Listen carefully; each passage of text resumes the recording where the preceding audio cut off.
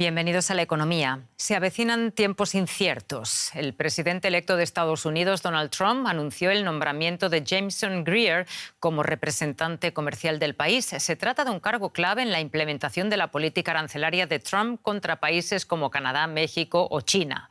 Trump ha encargado a Greer poner un freno al enorme déficit comercial de Estados Unidos, defender la manufactura, la agricultura y los servicios estadounidenses, así como abrir mercados de exportación. Greer será responsable de negociar acuerdos con gobiernos extranjeros, disputas comerciales y la pertenencia de Estados Unidos a organismos internacionales como la Organización Mundial del Comercio.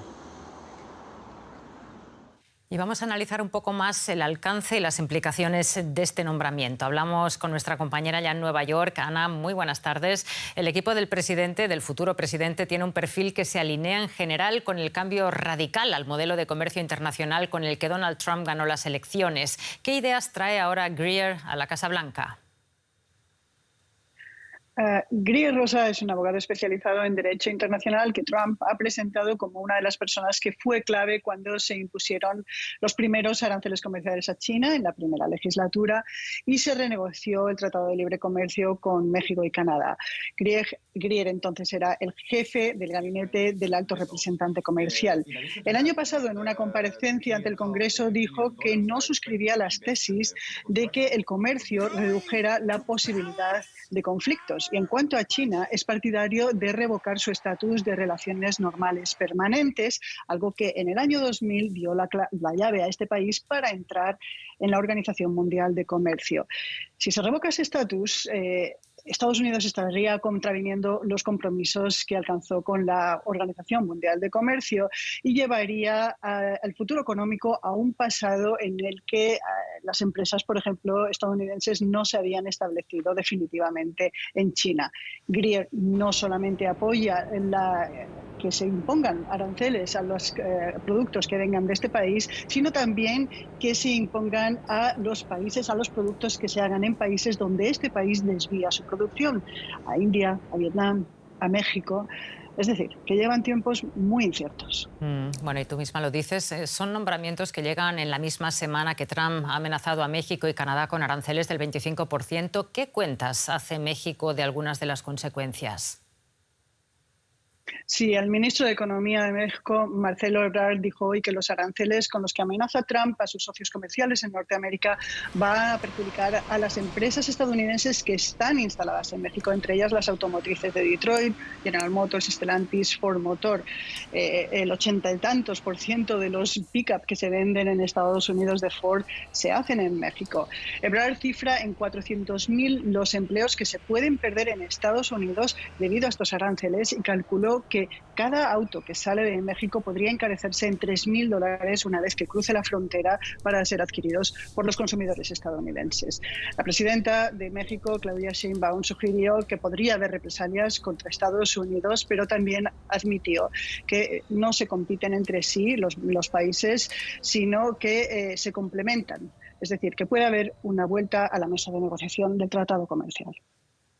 Muchísimas gracias, Ana, por estas valoraciones, como siempre. Buenas tardes. Bueno, y desde luego, tras el anuncio de aranceles por parte de Donald Trump, los empresarios mexicanos temen severos daños a la competitividad del país y a futuras inversiones. Trump, que asumirá el cargo el 20 de enero, aseguró el lunes que impondrá un arancel del 25% a las importaciones de Canadá y México, mientras estos países no tomen enérgicas medidas contra las drogas y la inmigración ilegal. Edwin Hernández importa desde México casi la mitad de los productos que ofrece en su tienda de comestibles y sus 2 restaurantes. Posibles aranceles en el futuro sobre estos productos le afectarían. Probablemente tendría que subir los precios. Un buen ejemplo de lo que importamos son estos chiles. Se llaman chiles de agua y vienen de San Miguel del Valle, en Oaxaca. No se encuentran en ninguna otra parte. Su sabor, supongo por la tierra en donde se cultivan, es muy especial. Estos son saltamontes, que son bastante conocidos, pero son muy caros y por eso imponerles un arancel sería muy perjudicial. Muchos de estos chiles también los importamos por su sabor ahumado. Tan solo si se huelen tienen un aroma muy diferente a lo que uno puede encontrar aquí, es mucho más fuerte. Por eso importamos directamente desde Oaxaca.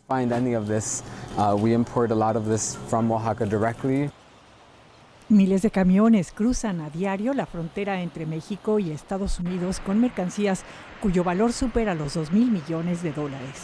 México se ha convertido en el socio comercial más importante de Estados Unidos. Una de las razones es el rápido movimiento de mercancías, pero con Trump ha vuelto una gran incertidumbre que no solo daña a la economía mexicana. Yo creo que es más que todo una manera de empezar a negociar por parte del presidente Trump, ¿no? Mejores condiciones para su país. Recordemos que a pesar de que somos vecinos, pues no somos amigos, ¿no? Están cuidando finalmente sus intereses, ¿no? Al igual que nosotros deberíamos hacer lo mismo. Muchas empresas en México se muestran inseguras sobre si podrán vender la misma cantidad de productos en Estados Unidos en el futuro. Y ahora que entre el 20 de enero el presidente electo, pues vamos a ver cómo avanzan las cosas. Pero estos mensajes que han estado mandando de que quieren subir aranceles, de que la frontera es una frontera conflictiva, de la cuestión de violencia, de la cuestión migratoria, no está abonando mucho a todas estas inversiones que pudieran llegar. La mayoría de los empresarios cree que Trump está utilizando la amenaza de aranceles como medio de presión. No está claro si se aplicarán las controvertidas medidas que también costarían cientos de miles de puestos de trabajo en Estados Unidos y frenarían el propio crecimiento económico del país. Pues vamos con un resumen de otros temas económicos de la jornada. En Estados Unidos, la inflación aumentó en octubre un 2,3% respecto al año anterior, ante el anuncio de Donald Trump de imponer aranceles de un 25% a las importaciones de México y Canadá y un 10% a las de China. Analistas temen que siga el aumento de precios, dado que casi la mitad de las importaciones provienen de dichos países. Volkswagen vende su planta en la provincia china de Xinjiang, poblada por la minoría uigur, por razones económicas. La fábrica había sido blanco de críticas por presuntas violaciones de los derechos humanos contra dicha minoría musulmana. Por otra parte, la automotriz alemana pretende lanzar al mercado chino 18 nuevos modelos con la empresa conjunta SAIC-Volkswagen para fines de esta década y alcanzar así una cuota de mercado del 15% en China. Agricultores franceses protestaron en Estrasburgo contra un posible acuerdo comercial entre la Unión Europea y el Mercosur. Decenas de tractores intentaron llegar a las puertas del Parlamento Europeo. Los agricultores temen una competencia desleal ante productos sudamericanos que no cuentan con los mismos estándares ambientales y laborales que los europeos. Y seguimos hablando de este tema porque el presidente de Brasil, Luis Inácio Lula da Silva, minimizó este miércoles la importancia de la oposición de Francia al tratado comercial entre la Unión Europea y el Mercosur y se mostró optimista ante la posibilidad de firmarlo este mismo año. Ello a pesar de que las dos cámaras del Parlamento francés han rechazado el acuerdo. Las negociaciones entre ambos bloques se han prolongado durante más de 2 décadas y se han estancado este año debido a las exigencias medioambientales de los europeos.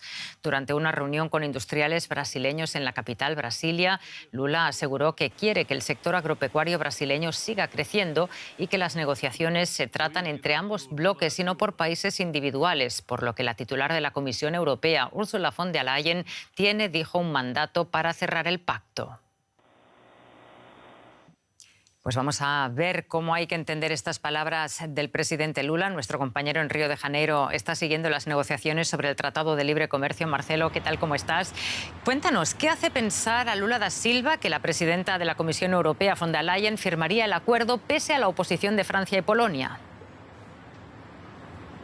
Lula da Silva está convencido de que todavía en 2024 el acuerdo puede ser finalizado mientras se desarrolla una ronda de negociación clave entre ambos bloques en Brasilia esta semana. Por un lado, por la cohesión del bloque sudamericano en relación a este acuerdo y por otro lado, por el renovado empuje de la Unión Europea que tuvo elecciones de Parlamento Europeo a mitad de este año que renovaron el mandato de Ursula von der Leyen al frente de la Comisión Europea y que ven también una ventana de oportunidad previo a la asunción de Donald Trump en los Estados Unidos, que tiende a imponer un mayor proteccionismo global. Entienden que hay una ventana de oportunidad antes de este hecho y por eso los negociadores están acelerando las conversaciones con vistas a aprobarlo en 2024. Si bien Francia tiene un peso político relevante, hay también países del otro lado como Alemania y España que vienen empujando para que este acuerdo sea finalizado. La clave está en que la Comisión Europea tiene mandato para firmar el acuerdo,